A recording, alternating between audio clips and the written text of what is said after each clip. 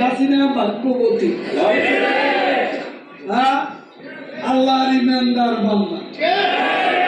এবার এক দফা শেখ হাসিনাকে কবরস্থানে পাঠাতে হবে। আসসালামু আলাইকুম। অনেক তো দেখলাম ভিডিও, শামীম ওসমান, শেখ হাসিনা, আরও অনেক ভিডিও দেখছি। আজকে আমরা দেখব ওবায়দুল কাদেরের কিছু হাস্যকর মার্কা বক্তব্য, যেগুলো কিনা অনেকেই নকল করে। সেই নকলগুলো আমরা শুনবো না, আমরা আজকে তার নিজের মুখেরই কিছু হাস্যকর কথাবার্তা শুনব। আজকের ভিডিওর ক্রেডিট হচ্ছে বাংলা ভিশন। তাহলে চলুন আমরা ভিডিওটি দেখি। ওবায়দুল কাদেরের হাস্যরসে ভরা কিছু জোকস। বিএনপির নেতারা ঘুম থেকে উঠে চোখ কসলাতে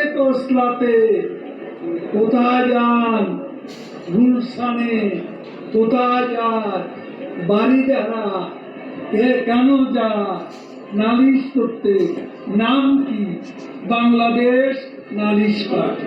এভাবেই দেশের প্রধান বিরোধী দল বিএনপিকে নিয়ে অহরহ কটাক্ষ করতেন আওয়ামী লীগের সাধারণ সম্পাদক ও সাবেক সেতুমন্ত্রী ওবায়দুল কাদের। গত 16 থেকে 17 বছর ধরে যেখানেই তিনি বক্তব্য দিয়েছেন সেখানেই এভাবে কথা বলেছেন, প্রশ্ন তুলেছেন বিএনপির নেতৃত্ব এবং জোট নিয়ে। বলবো কি, স্বপ্ন দেখে লাভ নেই, রঙিন খোয়াব থেকে লাভ নেই। নেতা তো ঠিক নেই, কে হবে নেতা, কে হবে প্রধানমন্ত্রী? 22 দলীয় জোট, জগা খিচুড়ি জোট গতবারও হয়েছে, ভেঙে গেছে খান খান। তার কটাক্ষ থেকে বাদ যায়নি দলের নেতাকর্মীরাও। মুখে যা এসেছে তাই তিনি বলেছেন, এতে ক্ষুব্ধ হয়েছে নেতাকর্মীরা।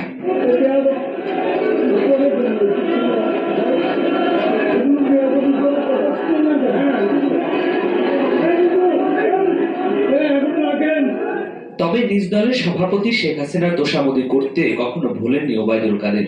অন্ধ আনুগত্য করতে গিয়ে তিনি বলেছেন, শেখ হাসিনা আল্লাহর ইমানদার বান্দা হওয়ায় 10 নম্বর বিপদ সংকেতের মধ্যেও তেমন ক্ষতি হয়নি। শেখ হাসিনা ভাগ্যবতী, আল্লাহর ইমানদার বান্দা, এবং সেজন্যই বাংলাদেশ ওই 10 নম্বর মহাবিপদ সংকেতের মধ্যে তেমন ক্ষয়ক্ষতি সম্মুখীন হয়। বক্তব্য রাখতে গিয়ে মাঝে মধ্যে মুখ থেকে বেফাস কথাও বের হয়েছে। ভুলে মুখ থেকে নিজ দলের সভাপতি শেখ হাসিনাকে নিয়েও বক্তব্য দিয়েছেন। এবার এক দফা শেখ হাসিনাকে কবরস্থানে পাঠাতে হবে। 2013 সালের 6 জানুয়ারি ঢাকা বিশ্ববিদ্যালয় ছাত্রলীগের 75তম প্রতিষ্ঠা বার্ষিকীর শোভাযাত্রায় উদ্বোধনী অনুষ্ঠানে বক্তব্য দিচ্ছিলেন আওয়ামী লীগের সাধারণ সম্পাদক ওবায়দুল কাদের। এ সময় হঠাৎ অনুষ্ঠানের সুদৃশ্য মঞ্চ ভেঙে পড়ে। এরপর তিনি সভা সমাবেশে গেলে মঞ্চে থাকত বিশেষ নজরদারি। বেশি লোক দেখলেই তিনি তাদের সরিয়ে দিতেন। বক্তব্য এসব নিয়ে প্রায় কথা বলতেন ওবায়দুল কাদের। মঞ্চে সব নেতা, পুরো নেতা, আদমি নেতা, ঠিকই নেতা, পার্টি নেতা, নেতা স্টেজ বাড়বে, আমি বেচারা এই মঞ্চ আমার দরকার নেই, মঞ্চে এত নেতার দরকার নেই। জাহাঙ্গীর কবির নানক সহ কয়েকজনকে সাথে করে রাষ্ট্রপতি নাম প্রস্তাব নিয়ে নির্বাচন কমিশনে যান ওবায়দুল কাদের। বের হওয়ার পর সাংবাদিকরা বিষয়টি জানতে চাইলেও দুর্ব্যবহার করেন ওবায়দুল কাদের। একটা শব্দ বলবো, 10টা মিনিট সহ্য হয় না, এখন অপেক্ষা করার জন্য সবশেষ কোটা সংস্কারের দাবিতে শিক্ষার্থীদের আন্দোলন শুরু হওয়ার পর থেকে এর বিরুদ্ধে কঠোর অবস্থান নেন ওবায়দুল কাদের। বিভিন্ন সময় আন্দোলন নিয়ে প্রশ্ন তোলার পাশাপাশি কঠোর অবস্থান নেওয়ার হুঁশিয়ারিও দিতে দেখা গেছে তাকে। এমনকি গণভবনে সবশেষ বৈঠক থেকে বেরিয়ে কারফিউ জারি ও দেখা মাত্র গুলির সিদ্ধান্তের কথাও জানান তিনি। তার জবাব দেওয়ার জন্য ছাত্রলীগ সহ যারা তাদের এই আত্মস্বীকৃত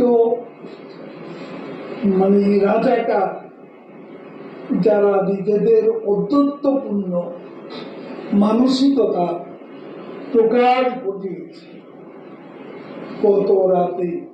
অনেকেই মনে করেন ছাত্রলীগকে লেলিয়ে দেয় এবং অনিয়ন্ত্রিত কথাবার্তার কারণে সরকারকে বেশি বিপদে পড়তে হয়েছে, পালাতে হয়েছে শেখ হাসিনাকে। এই যে কথাগুলো, এটা তুস্কানিমূলক। পারলে দেখা, ফখরুল তুমি মানে এইগুলো কিন্তু রাজনৈতিক না, একটা কৌতুকে পরিণত হয়েছে। পলিটিক্যাল ম্যাচুরিটির অত্যন্ত অভাব ছিল। কোথায় বঙ্গবন্ধু সেক্রেটারি ছিলেন আর কোথায় ওবায়দুল কাদের। ইভেন আশরাফ, সৈয়দ আশরাফ যে ছিলেন আওয়ামী লীগের সেক্রেটারি, তার সাথে কম্পেয়ার করেন। ওবায়দুল কাদেরের সবচেয়ে আলোচিত একটি বক্তব্য ছিল, দেশ ছেড়ে পালাবেন না, যদি পালাতেই হয় তাহলে মির্জা ফখরুল ইসলামের বাড়িতে গিয়ে উঠবেন। পালাবো না। কোথায় পালাবো?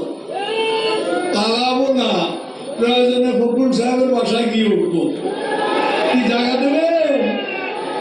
না হলে ঠাকুর গায়ের বাড়ি আছে, ওই বাড়িতে গিয়ে উঠবো। ঠিক আছে? ভাগ্যে নির্মম পরিহাস, শেখ হাসিনা পালানোর দুদিন আগেই তিনি পালিয়েছেন। ওঠেননি বিএনপি মহাসচিব মির্জা ফখরুল ইসলাম আলমগীরের বাড়িতে। জনশ্রুতি আছে ওবায়দুল কাদের ৩ আগস্ট রাতে সিঙ্গাপুর পালিয়ে গেছেন। তবে বিষয়টি নিশ্চিত হওয়া যায়নি ওবায়দুল কাদের আসলে কোথায় আছেন। বিএনপি মহাসচিব মির্জা ফখরুল ইসলাম আলমগীর এরই মধ্যে তার দীর্ঘদিনের প্রতিপক্ষকে খুঁজেছেন নিজ বাড়িতে আমন্ত্রণ জানানোর জন্য।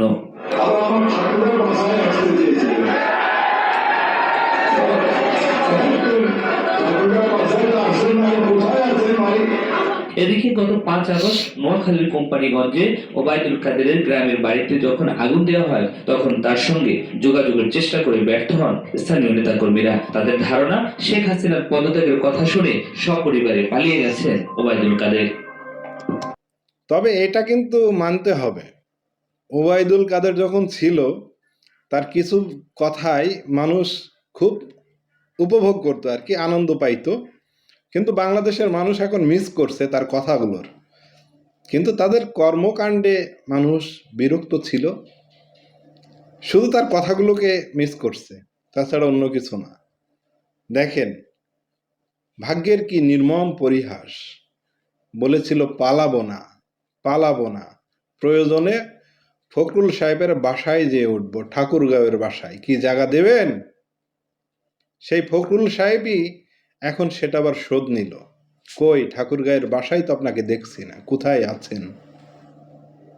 এটাই হচ্ছে ভাগ্যের নির্মম পরিহাস। এখন থেকে যারাই রাজনীতি করবেন না কেন, অন্তত ভবিষ্যতের কথা চিন্তা ভাবনা করবেন, সেটা মাথায় রাখবেন। না হলে কিন্তু এই আওয়ামী লীগ এবং ওবায়দুল কাদেরদের মতনই আপনার অবস্থাটা হবে। ভিডিওটি শেষ করলাম। ভিডিওটি শেয়ার করে অন্যকে দেখার সুযোগ করে দিবেন। নতুন হলে চ্যানেলটি সাবস্ক্রাইব করতে ভুলবেন না। সবাই ভালো থাকবেন, সুস্থ থাকবেন। আসসালামু আলাইকুম।